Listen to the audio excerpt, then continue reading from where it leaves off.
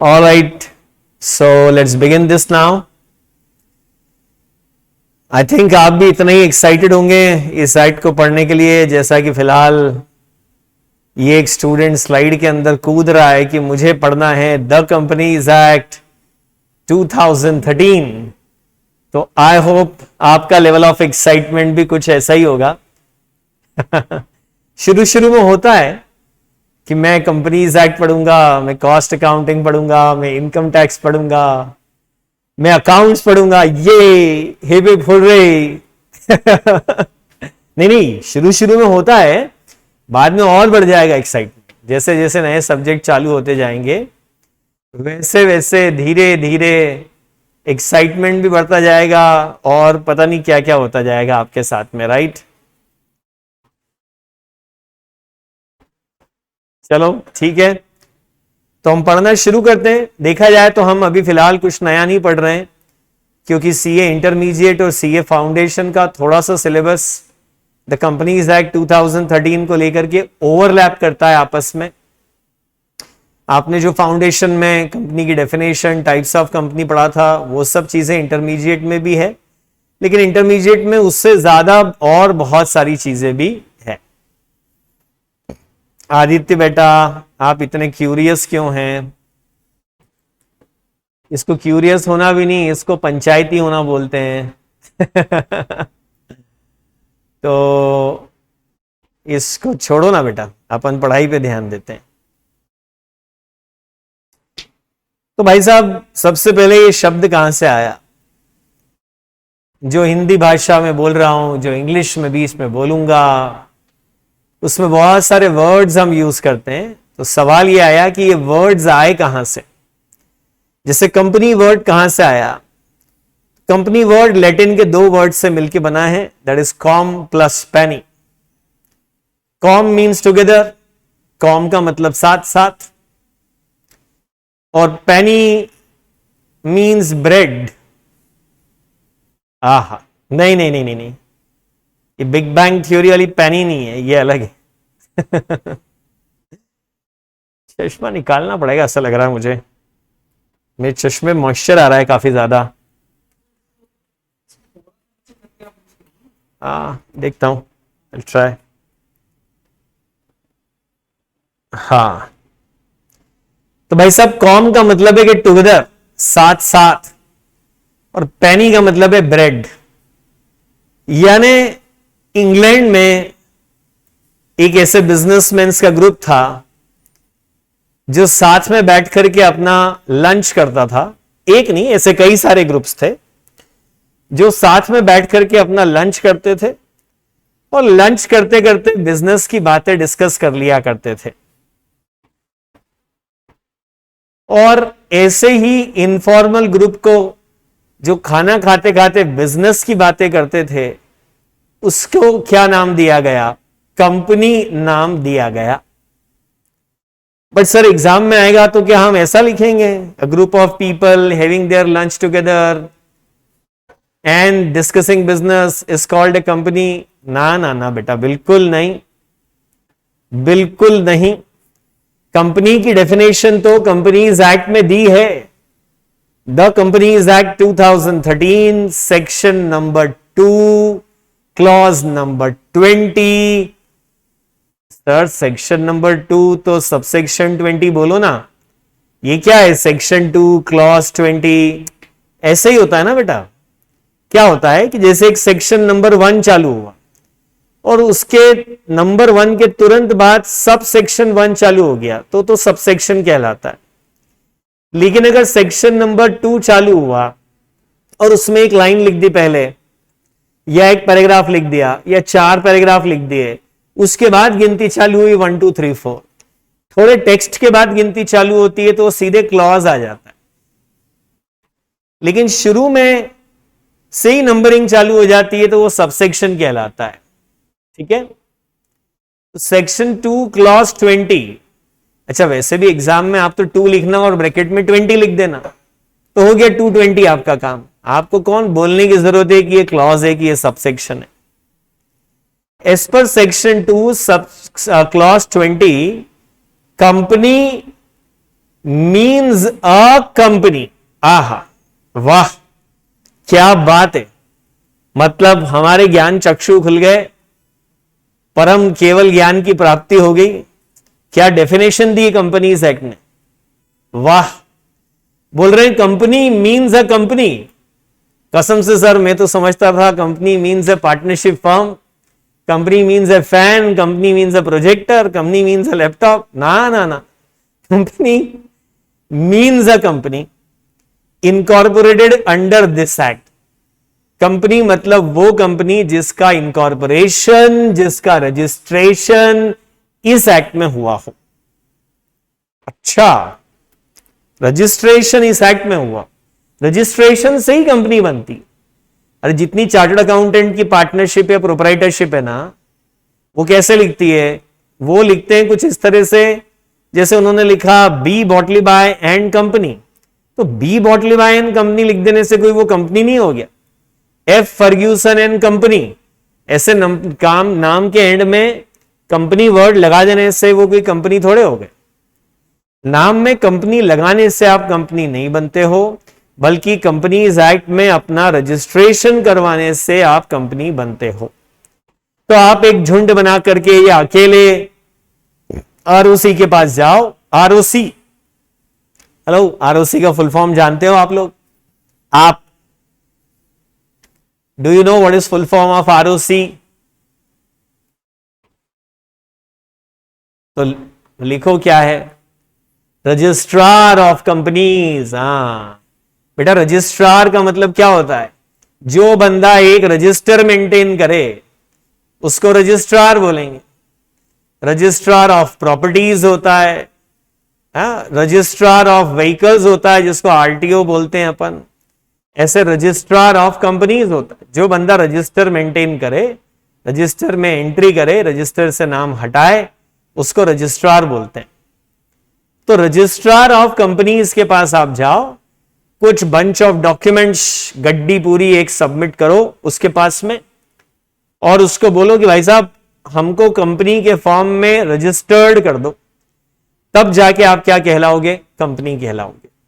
So company means a company incorporated under this act और under any previous company law. अब ये act तो 2013 में आया।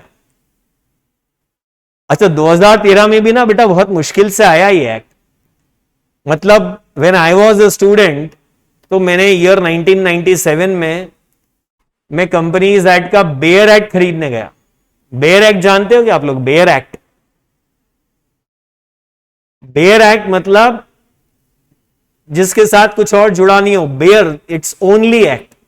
जैसा पार्लियामेंट में पास हुआ वैसा का वैसा, उसमें कोई एग्जाम्पल नहीं है, किसी ऑथर ने कोई एक्सप्लेनेशन नहीं दिए, बहुत डिफिकल्ट लैंग्वेज होती है वहां पे। तो मेरी आदत थी, when I was a student, मैं बेयर एक्ट से ही पढ़ता था। बेयर एक्ट खरीदने गया 97 में। मैंने बोला यार वो भाई साहब बेयर एक्ट दे देना हमको, सीए फाइनल में कंपनीज एक्ट पढ़ना।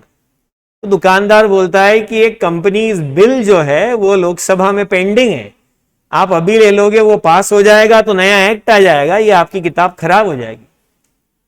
अरे मैंने बोला फिर भी दे दो, मैं फिर पैसे खर्च करूंगा। And I bought it in 1997-98 around. वो एक्ट पास हुआ 2013 में जाके। अगर मैं इंतजार करता कि एक्ट आएगा फिर मैं खरीदूंगा, फिर सीए फाइनल की एग्जाम दूंगा, तो आपके साथ ही देनी पड़ती मुझे एग्जाम। तो ये एक्ट बहुत मुश्किल से आया। अच्छा, 2000 यूजुअली क्या होता है, जैसे एक्ट आता है ना तो सरकार ना एक डेट नोटिफाई कर देती कि भैया आज से ये एक्ट हिंदुस्तान में लगना शुरू हो गया।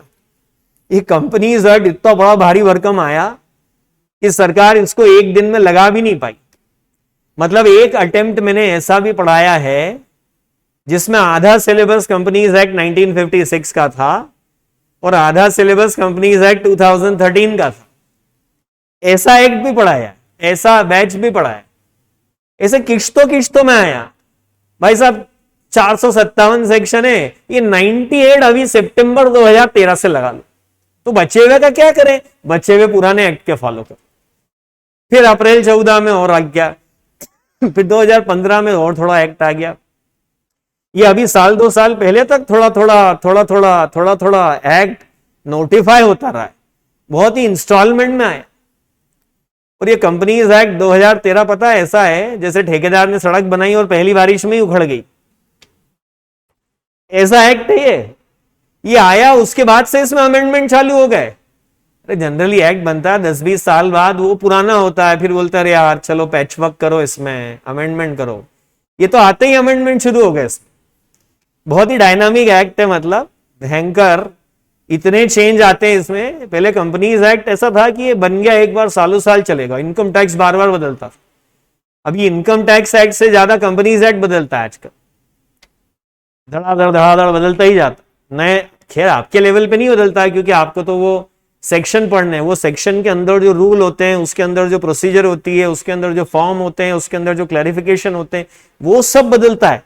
वो आपको अफेक्ट नहीं करेगा, आपके जो सेक्शन फिक्स है, बट बहुत बदलता है यार, बहुत बदलता है। इसलिए इन्होंने बोल दिया कि पुराने एक्ट में भी अगर कोई कंपनी बनी थी तो उसको वापस तोड़ो फिर नहीं बनाओ, ऐसा नहीं करना है, वो आज भी बनी रही। बल्कि कंपनीज एक्ट 1956 के पहले द इंडियन कंपनीज एक्ट 1913 या 30 जो भी था वो था, उसके पहले द इंडियन कंपनीज एक्ट 1882 था, उसके पहले द इंडियन कंपनीज एक्ट 1860 था, और उसके पहले भी इंडियन कंपनीज एक्ट हुआ करते थे। अरे यार पहले सारे एक्ट के नाम में इंडियन प्रीफिक्स आता था, क्योंकि एक्ट अंग्रेजों ने बनाए थे ना, उनका इंग्लैंड का एक्ट अलग, इंडिया का एक्ट अलग, तो वो आगे इंडियन लगा देते थे उनकी सुविधा के लिए। अब जो एक्ट बनते हैं उसमें इंडियन नहीं लिखा होता, तो इंडिया में ही बन रहे, इंडिया के लिए ही। तो कंपनी तो अपने देश में तब से है जब अंग्रेज आए थे 250-300 साल पहले, वहां से, वो भी तो कंपनी आया था ना, ईस्ट इंडिया कंपनी, मसालों का बिजनेस करने आए थे, वहां से कंपनीज एक्ट है। मतलब अगर 1870 में भी कोई कंपनी बनी थी तो उसको भी इस एक्ट में क्या माना जाएगा, कंपनी माना जाए। बड़ी मजे की बात यह है कि 1870 में एक कंपनी लाहौर में इंडिया में बनी थी।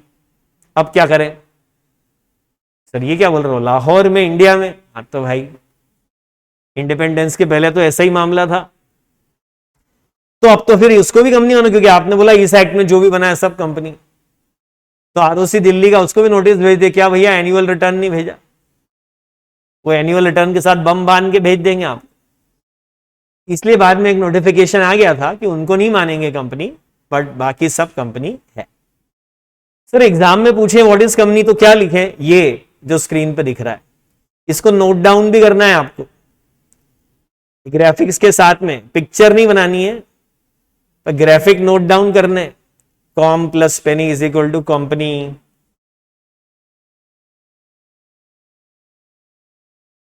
हाँ जी,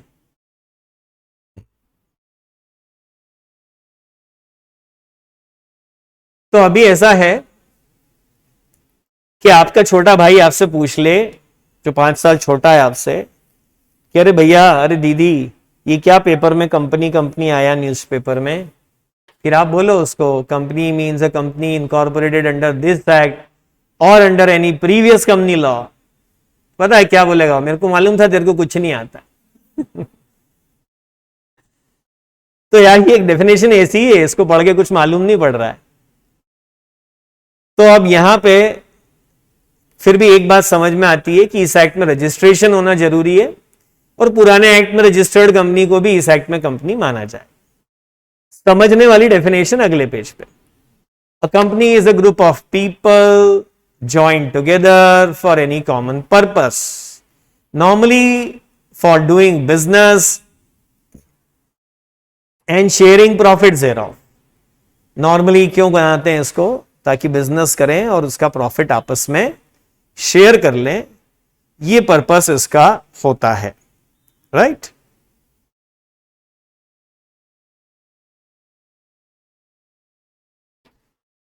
सर ये तो ऐसा लग रहा है कि आप पार्टनरशिप की डेफिनेशन बोल रहे हो। हाँ जी, वो भी ऐसी होती ना। Partnership is a group of people join together for any common purpose, normally for doing business and sharing profits thereof. लोग इकट्ठे हो गए एक कॉमन पर्पस के लिए। सर मॉब लिंचिंग के लिए लोग इकट्ठे हो गए, क्या ये कंपनी है? नहीं नहीं नहीं, लोग इकट्ठे हुए वहां भी पीट पीट के मार डालने के लिए, और कॉमन पर्पस है सबका उपद्रव फैलाना, बट वो कंपनी नहीं है। क्योंकि यहां जो कॉमन पर्पस की हम बात कर रहे हैं वो जनरली क्या होता है कि बिजनेस करो और प्रॉफिट आपस में बांट लो। हालांकि बिना प्रॉफिट के ऑब्जेक्टिव वाली कंपनी भी बनती है, सेक्शन 8 कंपनी है ना, बिल्कुल सही पहचाना आपने। फिर कंपनी पार्टनरशिप से अलग कैसे हुई, अब मैं आपको ये सारे पॉइंट दिखाने वाला हूं, ठीक है। ऐसा एक सर्कल आपको बनाना रहेगा, इसकी तैयारी में आप सारी चीजें नोट करना। सबसे पहली बात, कंपनी दूसरे बिजनेस ऑर्गेनाइजेशन से कैसे अलग होती है कि एक रजिस्टर्ड ऑर्गेनाइजेशन। तो बोलो बच्चों, पार्टनरशिप का रजिस्ट्रेशन कंपलसरी है क्या?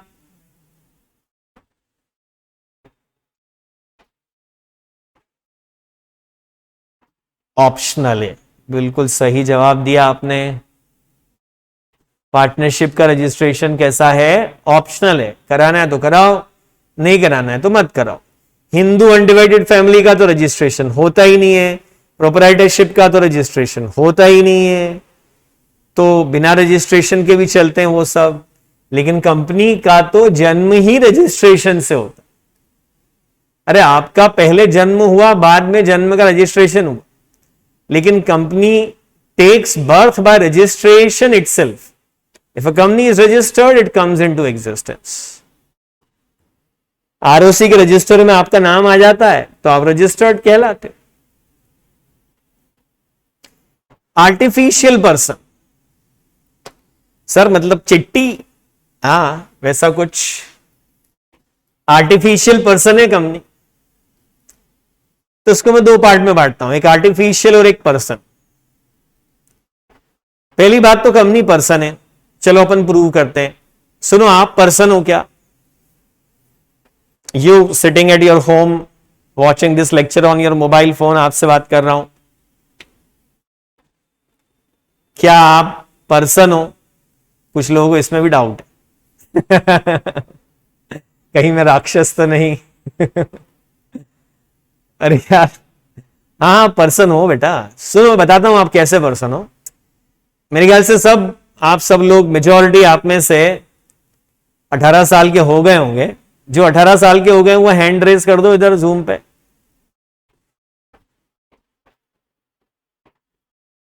हा, एकदम तेजी से नंबर बढ़ रहा है। 50, 60, 70,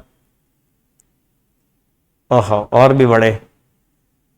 मतलब आधे से ज्यादा बच्चे जो हैं वो बच्चे नहीं रहे, अब वो बड़े हो गए। तो मैं इन बड़े लोगों से बात कर रहा हूं, छोटे नन्हे मुन्ने बच्चों से बात नहीं कर रहा। तो भाई साहब क्या है कि आप हो गए अडल्ट, शादी करने की उम्र नहीं हुई अभी आपकी, उसके लिए 21 साल चाहिए, लेकिन आप हो गए अडल्ट। आप कॉन्ट्रैक्ट कर सकते हो, आप अपने नाम पे लैंड खरीद सकते हो, बिल्डिंग खरीद सकते हो। अगर कोई कॉन्ट्रैक्ट की शर्तें ना माने तो उस पर सूट फाइल कर सकते हो, है ना। अगर कोई कॉन्ट्रैक्ट की शर्तें ना माने तो आप क्या कर सकते हो, उसको सू कर सकते हो। और अगर आप शर्तें नहीं मानो तो सामने वाला आप पे सू कर सकता है। SUE बोलते हैं इसको। अब आप चाहो तो मैं स्यू बोल दूंगा, पर मैं स्यू बोलूंगा तो आप बोलोगे सर गलत इंग्लिश बोल। मैं सू बोलूंगा तो आप ऐसा हंसने वाला आइकन बनाओ तो अगर सामने वाला आपकी बात ना माने तो आप क्या कर दोगे उस पे? सू। आप उसकी बात ना माने तो वो आप पे क्या कर देगा? सू। तो भाई साहब कंपनी का भी ऐसा ही है। Company can enter into contract, company can hold property, company can file a suit, company can defend a suit. जो आप करते हो वो सब कंपनी कर सकती है। इसलिए आप पर्सन, तो कंपनी भी कौन हुआ? पर्सन। लेकिन फिर भी आप में और कंपनी में फर्क है। आपका बर्थ नेचुरल था, आपकी डेथ नेचुरल होगी। कंपनी का बर्थ रजिस्ट्रेशन से हुआ है और डेथ जो है वो वाइंडिंग अप से होगी। फिर कुछ काम है जो आप कर सकते हो, कंपनी नहीं कर सकती है। हाँ सर, अरे मैं बताता हूं, आपने खुद के उदाहरण मत बनाओ, मैं बताता हूं।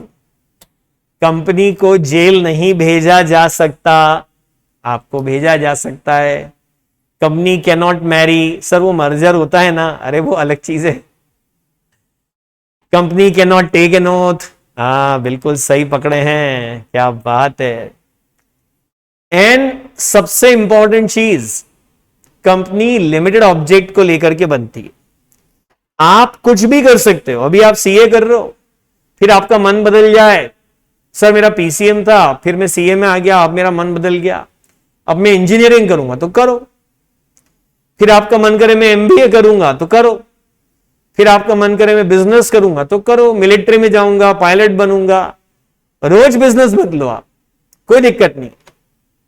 अनलिमिटेड ऑब्जेक्ट, क्योंकि आपका जन्म हुआ ना, तब यहां माथे पर ठप्पा लगा हुआ नहीं आया था कि ये चार्टर्ड अकाउंटेंट, ये आर्मी मैन, ये पायलट, ये एयर होस्टेस, ये बिजनेसमैन, ये बेरोजगार, ये आलसी निठल्ला, ऐसा कुछ लिखा हुआ नहीं आया था। You are free to do whatever you want to do which is legal.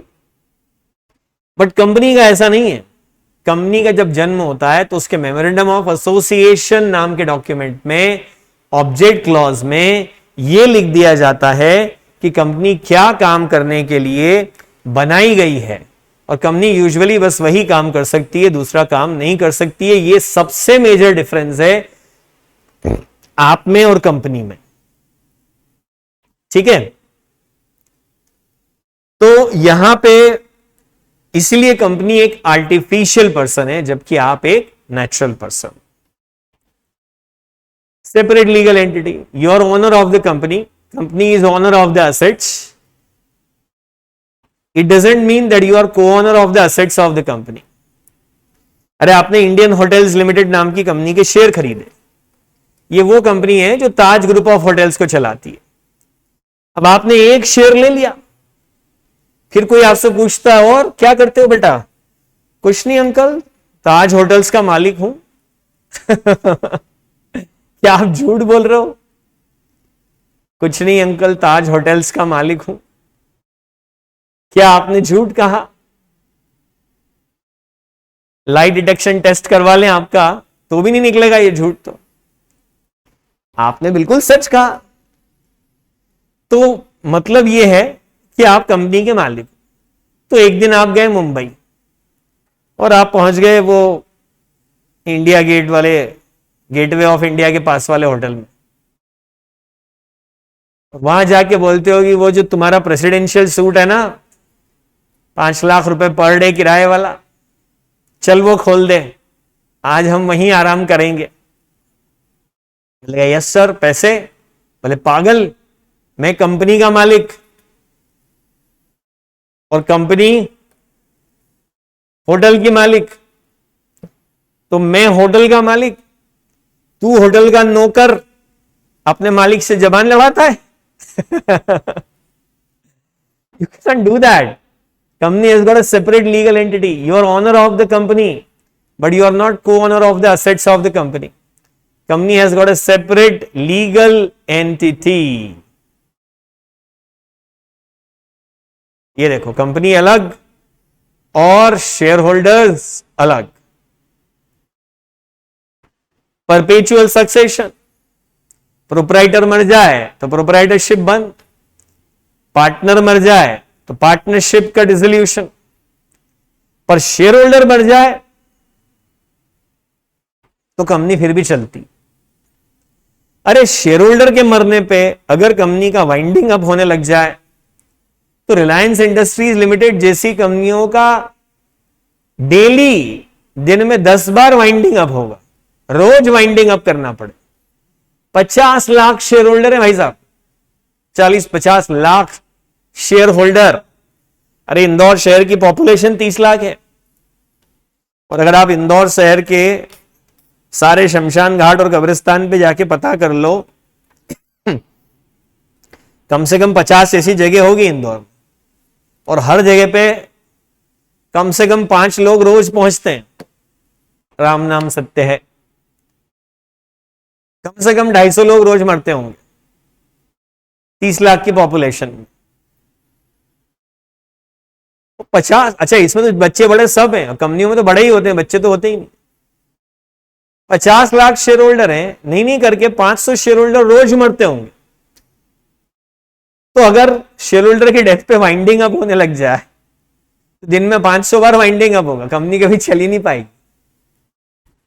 Company तो चलती रहती बेटा, बंदे की डेथ हो जाए तो जो उसका नॉमिनी है, नॉमिनेशन कंपलसरी है आजकल, वो शेयर होल्डर बन जाएगा। किसी कारण से नॉमिनेशन नहीं हुआ है तो जो उसका उत्तराधिकारी है, लीगल रिप्रेजेंटेटिव, एयर, HEIR, अंग्रेज लोग हैं उसको HEIR को पढ़ते एयर, न तो इसमें H पढ़ते न इसमें R पढ़ते। बोले क्यों? बोले साइलेंट है। तो साइलेंट है तो रखा क्यों यार? एयर। अब मैं आपको ये भी नहीं बोल सकता कि बोल के बताओ, आप बोल के देख सकते हो, आप मुझे नहीं सुनाई देगा तो क्या हो? ई और आई भी नहीं पढ़ा हो तो कुछ और ही पढ़ रहे हैं, सही है, एयर।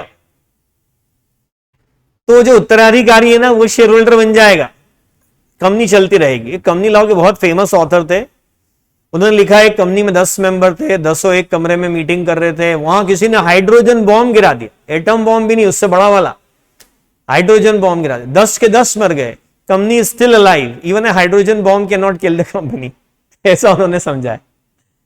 क्योंकि यहां परपेचुअल सक्सेशन होता है बेटा, this is the beauty of company. एक गया तो मशाल दूसरे के हाथ में थमा जाएगा। फिर आता है लिमिटेड लाइबिलिटी।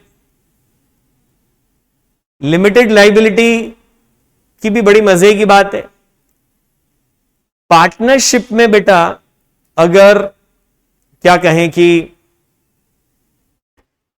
पार्टनरशिप अगर इंसॉल्वेंट हो जाए और लोन चुकाने के पास पैसे न बचे उसके पास,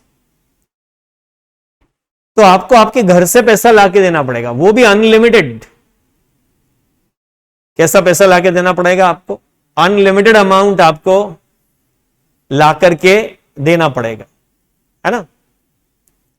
लेकिन अगर मैं एक कंपनी की बात करूं तो कंपनी अगर लिमिटेड बाय शेयर्स या लिमिटेड बाय गारंटी है, और चलो लिमिटेड बाय शेयर्स है और उसमें भी शेयर फुल्ली पेड है, अब कंपनी डूबती है तो डूब जाए, लोगों का लाखों करोड़ों का नुकसान होता है तो हो जाए, उससे कोई फर्क नहीं पड़ेगा। कंपनी जैसी थी मतलब डूब जाएगी तो आपको आपके घर से 1 रुपया भी नहीं लाके देना पड़ेगा। मतलब सारे शेयर होल्डर, मान लो एक तालाब है और कंपनी डूब रही है और शेयर होल्डर किनारे पे खड़े हो, ओ अरे वो देखो, जैसे आजकल नहीं होता है, लोग वीडियो बनाते हैं, कोई किसी को बचाता नहीं है, अरे उसको शेयर खा गया, अरे वो डूब रहा है, अरे वो गिर रहा है, अरे चलो वीडियो बनाओ। तो ऐसे आप खड़े होकर वीडियो बनाओगे कि अरे वाह वाह, अरे वो देखो डूबी कंपनी। आपके पास करोड़ों रुपया है, वो कंपनी के साथ क्रेडिटर डूब रहे हैं बेचारे, डिवेंचर होल्डर डूब रहे हैं, सबकी लुटिया डूब गई, लेकिन उससे कोई फर्क नहीं, उससे कहीं कोई फर्क नहीं पड़ रहा है। इसके बाद भी कंपनी तो जैसी है ना बिल्कुल वैसी की वैसी ही चलती रहेगी। There will not be any change, there will not be any difference. इसको बोलते हैं limited liability of the members. Company डूब भी जाए तो मेंबर्स को तो सिर्फ उनके अनपेड कैपिटल देना है, इफ एनी।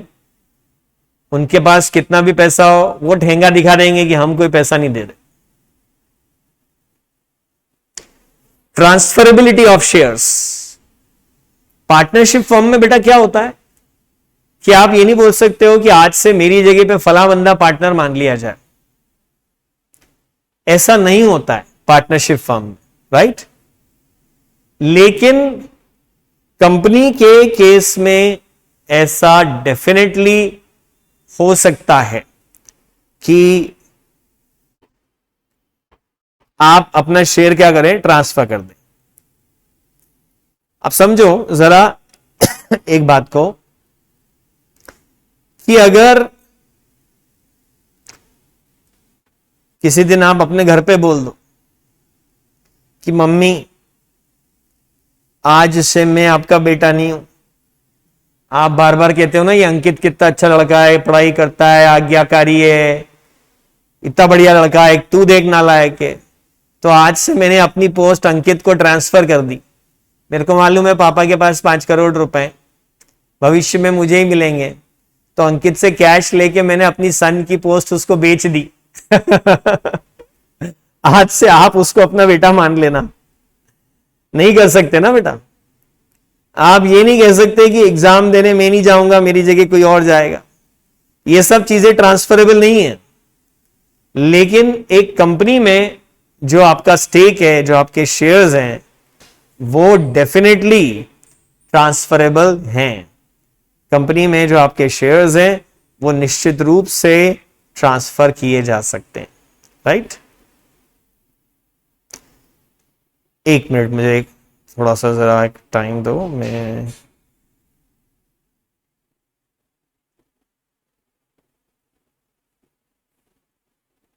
इसको नोट कर लो आप।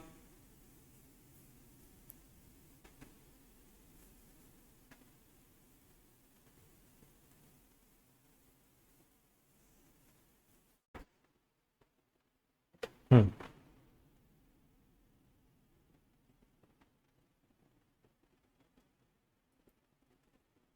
1 मिनट के लिए जस्ट बेयर विथ मी। एक छोटी सी चीज मैं आपको दिखा दूं जरा।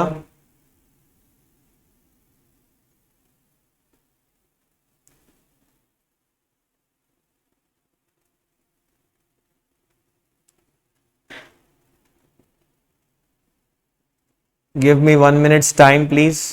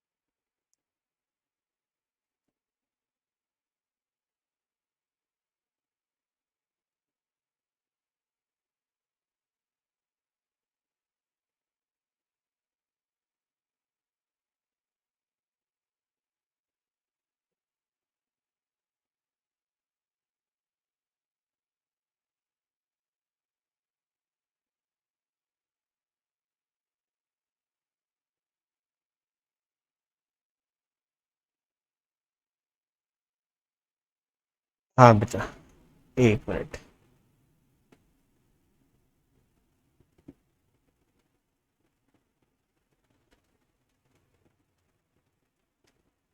तो अगर आप लोगों को नोट्स चाहिए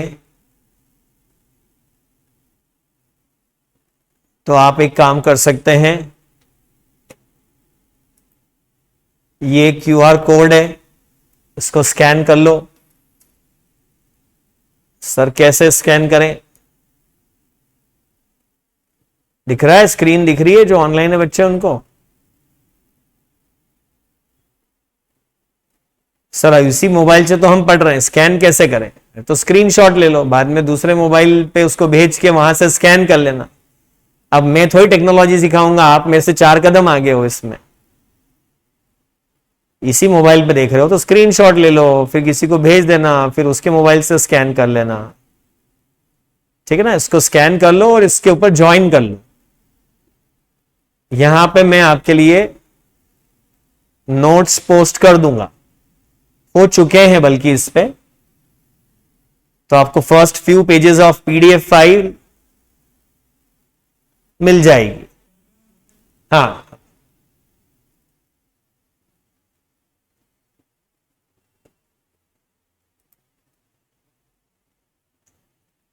हाँ जी, ये टेलीग्राम ग्रुप है, इस पे मैंने डाल दिया है फाइल को। पीडीएफ फाइल है नोट्स की, ठीक है। चलो आगे बढ़ते हैं।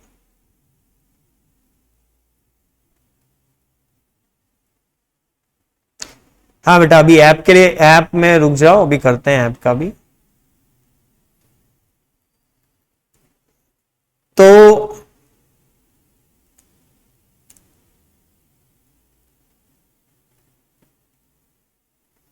ये सारी चीजें हैं जो कंपनी को बाकी ऑर्गेनाइजेशन से अलग करती है। It makes a difference between company and other business organisations.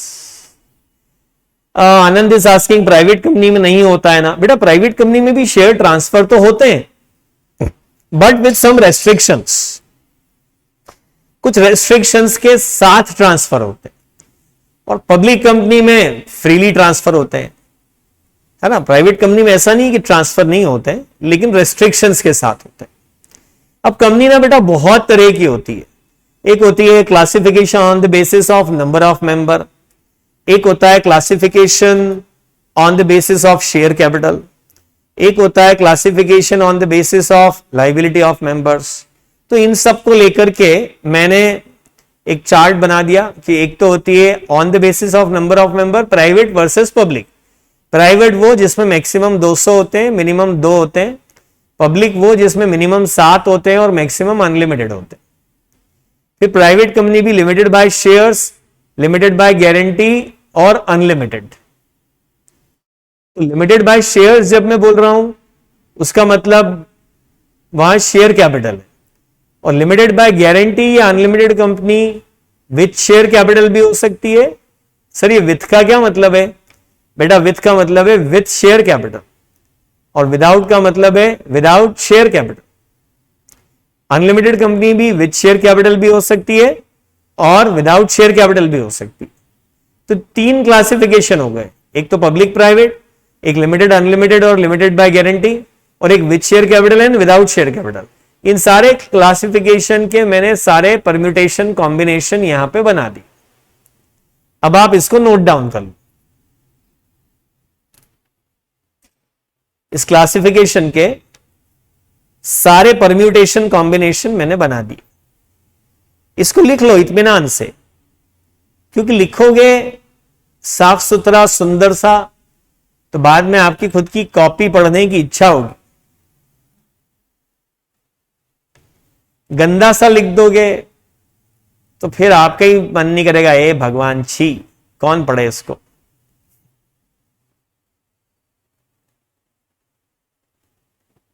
तो अच्छा लिखो,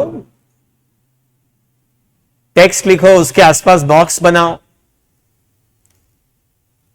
जब क्लास में बच्चे आते हैं तो मैं देखता हूं कुछ तो ना 3-4 कलर की इंक के पेन लेके बैठते हैं, red, green, black, blue.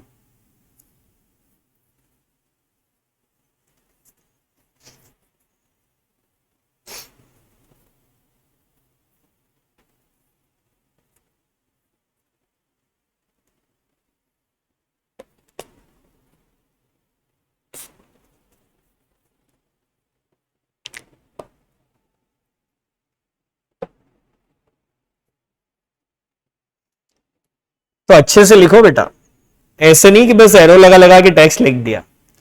Text के आसपास ऐसा बॉक्स भी बनना चाहिए। बॉक्स बना के टेक्स्ट लिखोगे तो बॉक्स छोटा बड़ा पड़ जाएगा, लेकिन टेक्स्ट लिख के उसके आसपास बॉक्स बना दोगे तो साइज एकदम बराबर बैठेगा।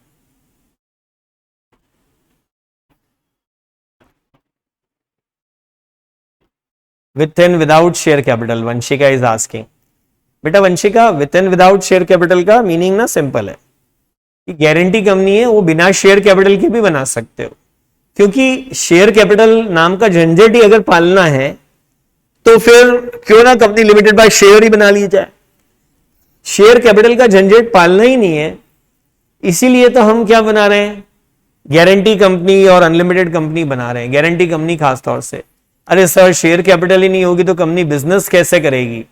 तो यूजुअली ऐसी कंपनी बिजनेस करने के लिए बनती भी नहीं है, ये चैरिटी करने के लिए, दूसरे काम करने के लिए बनती है। फिर भी सर पैसों की जरूरत तो पड़ती है, तो पैसे तो डोनेशन से भी आते हैं। जैसे क्लब्स हैं तो मेंबरशिप फीस से भी आते हैं। फिर इसके अलावा लोन भी लिया जा सकता है, पैसों के तो और भी सोर्स हैं।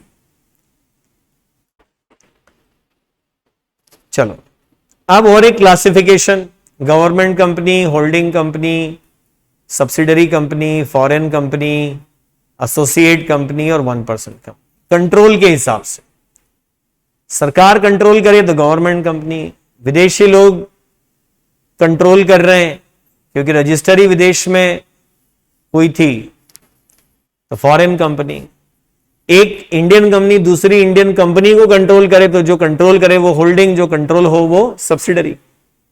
एक इंडियन कंपनी दूसरी इंडियन कंपनी के 20-25% शेयर ही होल्ड करे तो वो सामने वाली कंपनी एसोसिएट बन जाए।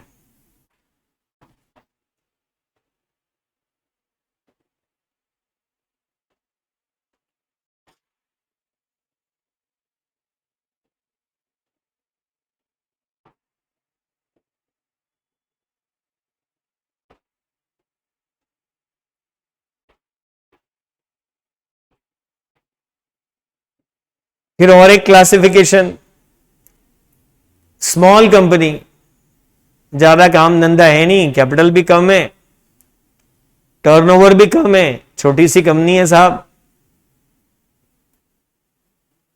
नॉट फॉर प्रॉफिट कंपनी, बनाई चैरिटी के लिए।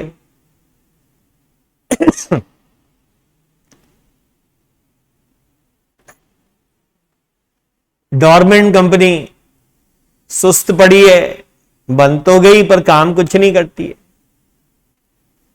सर मैं इंटर में आ गया, मैंने बैच भी ज्वाइन कर ली पर मैं ना पढ़ाई बिल्कुल नहीं करता हूं, तो आप डॉर्मेंट स्टूडेंट कहलाएंगे।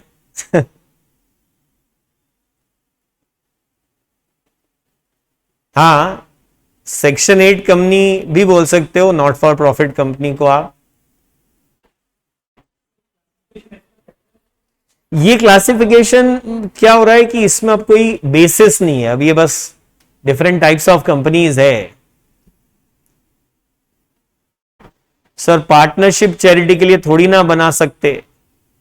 नहीं नहीं, पहली बात तो मैं बोल नहीं रहा हूं कि आप पार्टनरशिप बनाओ क्योंकि मैं तो कंपनीज एक्ट पढ़ा रहा हूं, और दूसरी बात यह है कि बनाने के लिए आप पार्टनरशिप भी चैरिटी के लिए बनाओ, उसमें कोई मनाही थोड़ी है। वो पार्टनरशिप एक्ट में बनेगी, इस एक्ट में नहीं बनेगी।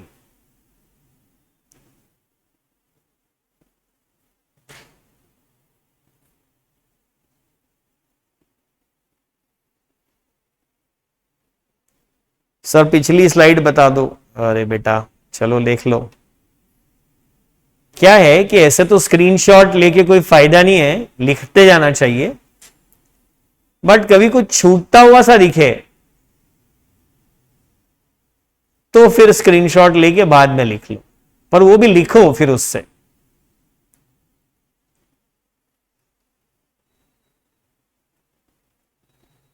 स्मॉल कंपनी में अमेंडमेंट है ना सर, तो बेटा मैंने स्मॉल कंपनी अभी पढ़ाया ही नहीं आनंद।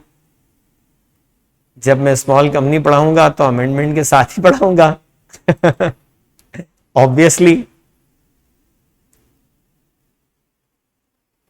अभी मैंने पढ़ाया नहीं है बेटा, अभी तो मैं सिर्फ नाम लिखवा रहा हूं। आप ऐसा मत सोचना और क्या स्पीड से खत्म कर दिया यार, अभी तो सिर्फ नाम लिख रहे हैं अपन, सब पढ़ेंगे अपन बारी बारी से एक एक करके।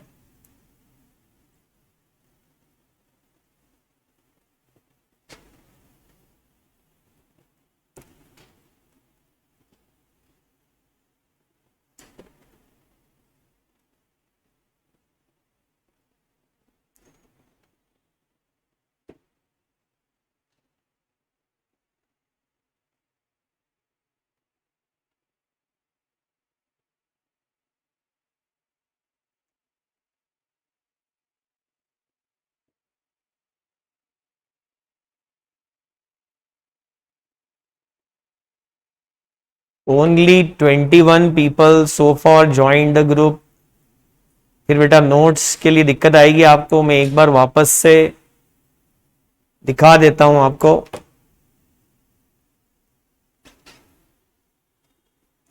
अभी तक आपने उसको स्क्रीनशॉट नहीं लिया तो ले लो, बाद में कर लेना ज्वाइन, वो कोई दिक्कत नहीं है।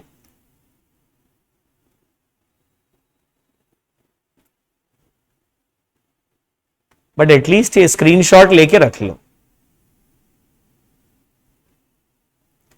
फुर्सत से बाद में कर लेना। नाम भी बता दो, CA inter FMCL May 22, CA inter FMCL May 22। नाम वाम से मिलना मुश्किल है। विजय धाकड़। अनदर क्लासिफिकेशन, जिस तरह का बिजनेस कंपनी करती है ना, उसकी बेस पर भी आप कंपनी को क्लासिफाई कर सकते। Special business, insurance company, max life insurance जैसे, बैंकिंग कंपनी, निधि कंपनी क्या करती है बताऊंगा ना बेटा। बैंकिंग कंपनी, इलेक्ट्रिसिटी कंपनी जो पावर प्रोडक्शन या पावर डिस्ट्रीब्यूशन के बिजनेस में लगी हो, बिजली बनाने वाली और बिजली बांटने वाली कंपनी,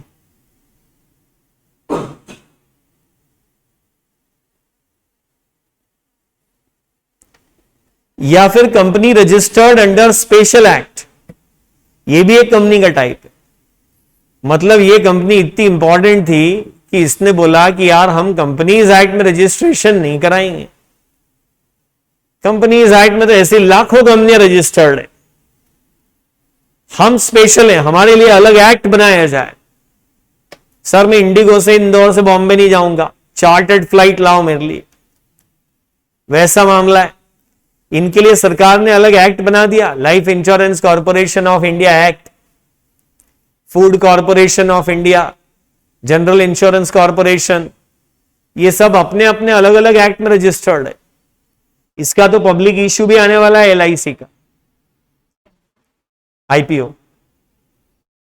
मतलब गवर्नमेंट अपना शेयर बेचेगी इसमें, कंपनी शेयर कैपिटल नहीं बढ़ाएगी। कोई 10-12 लाख करोड़ रुपए का मार्केट कैपिटलाइजेशन होगा पब्लिक इशू आने पे, तो साल 1.5 साल से 2 साल से बात चल रही है कि पब्लिक इशू आएगा। जब इसके पब्लिक इशू की बात चली थी ना, तब अगर उसी टाइम इसका पब्लिक इशू आ जाता तो इसका मार्केट कैपिटलाइजेशन उस समय रिलायंस इंडस्ट्रीज से भी ज्यादा होता। बट अब रिलायंस बहुत आगे निकल गया। एलआईसी का जब पब्लिक इशू आएगा तो उम्मीद है कि इसका मार्केट कैपिटलाइजेशन 10 लाख करोड़ रुपए के आसपास होगा।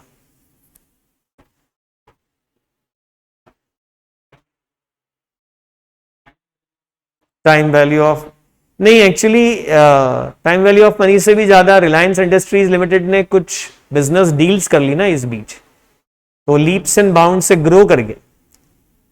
इन्होंने कुछ नया करा नहीं, तो जैसे थे वैसे ही हैं। हाँ यार, जोमेटो पे तो मैं थोड़ा सा अपना व्यू अलग रखता हूं। ये एक अंधा खेल है और इसमें कई लोगों के पैसे डूबेंगे। नॉट जोमेटो बट ऐसी ढेरों कंपनियां लाइन में, तो ये कब तक चलेगा? इसमें से कुछ चलेंगी, बाकी सब डूब जाएंगे। तो इन जनरल इन्वेस्टर का पैसा डूबेगा।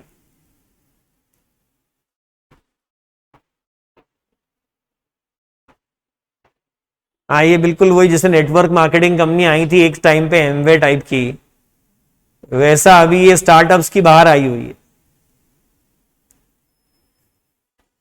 अभी तक स्टार्टअप सिर्फ फंड की बेसिस पे जिंदा है। सोचो यार, मैं एक चाय का ठेला लगा लूं इधर नीचे और आपसे बोलूं आप पैसे दे दो और आप मुझे 5 लाख रुपए दे दो, चाय के ठेले के हिसाब से बहुत होते, और मैं वहां पे ऑफर दे दूं लोगों को कि 10 रुपए की चाय 50 पैसे में, 1 रुपए में, साथ में पार्ले जी बिस्किट भी फ्री 1 पैकेट,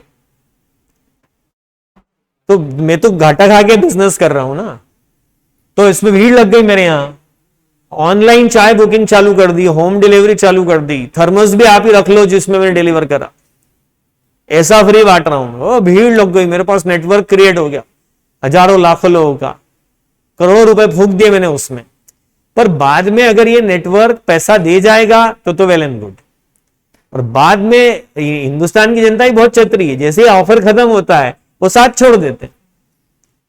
जब तक डिस्काउंट है, ऑफर है, मान लो फ्लिपकार्ट डिस्काउंट ऑफर दे रहा था, तो लोग दौड़ा दौड़ खरीद रहे थे। जैसे उनके डिस्काउंट ऑफर खत्म हुए, अभी भी 5 से 10 अगस्त भी फ्लिपकार्ट की एक सेल चल रही, तो मैंने उस पर जाके देखा कोई डिस्काउंट डिस्काउंट है नहीं, चीजों के दाम पहले डबल कर दिए, फिर 50% डिस्काउंट दे, तो डिस्काउंट कुछ भी नहीं है।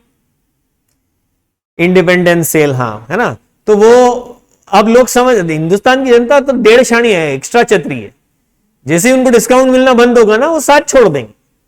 एक तो क्या होता है कि आप डिस्काउंट दे देके लोगों को आपके प्रोडक्ट की लत लगा दो, फिर आप पैसे भी लोगे तो वो देंगे। और एक ये होता है कि चतरी जनता तब दूसरा जो फ्री बांटना चालू करेगा उधर शिफ्ट हो जाएगी। तो जहां जहां फ्री का माल मिलता जाएगा लोग शिफ्ट होते जाएंगे, कुछ चलेंगे और कुछ डूब जाएंगे। इसलिए मतलब थोड़ा केयरफुल होना चाहिए लॉस मेकिंग स्टार्टअप्स में। चलो एनीवेज, हम प्राइवेट कंपनी पढ़ते हैं या, ठीक है यार, अब इसको कल देखेंगे। आज एक सिर्फ लिख लेते हैं इसको, समझेंगे कल। प्राइवेट कंपनी वो, आज सिर्फ नोट कर लो, कल समझेंगे। जिसकी minimum paid up capital 1 lakh रुपए हो, ऐसा पहले होता था, आजकल तो बोल दिया एज में बी प्रिस्क्राइब्ड।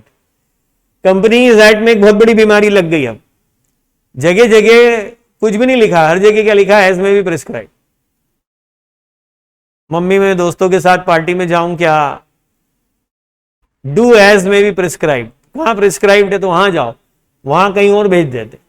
पूरा कंपनी जेड इससे ही भरा है। सर प्रिस्क्राइब करेगा कौन, सरकार करेगी रूल्स बना के। एक्ट तो सिर्फ ये बता देता है ये करना है ये नहीं करना है, dos and don'ts, but how to do it and और how not to do it, ये सब डिटेल्स रूल्स में मिलती है।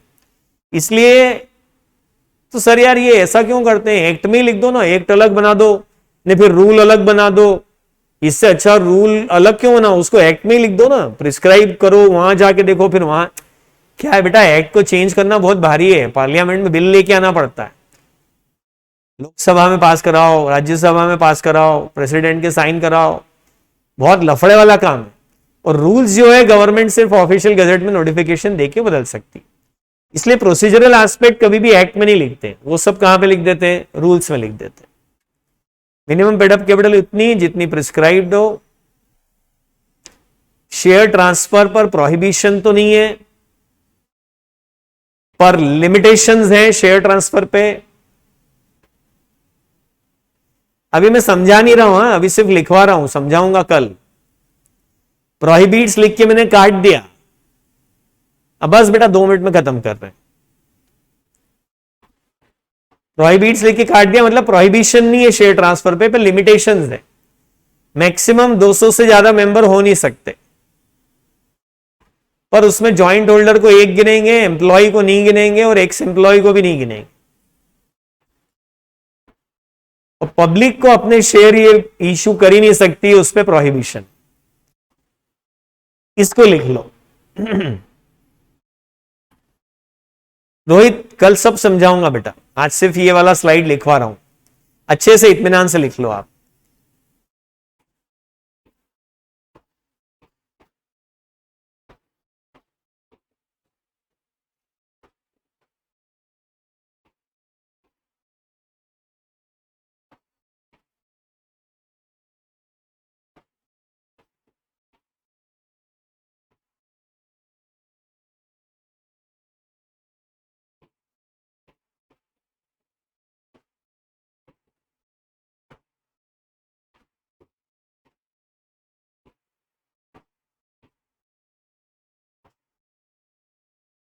ठीक है बेटा।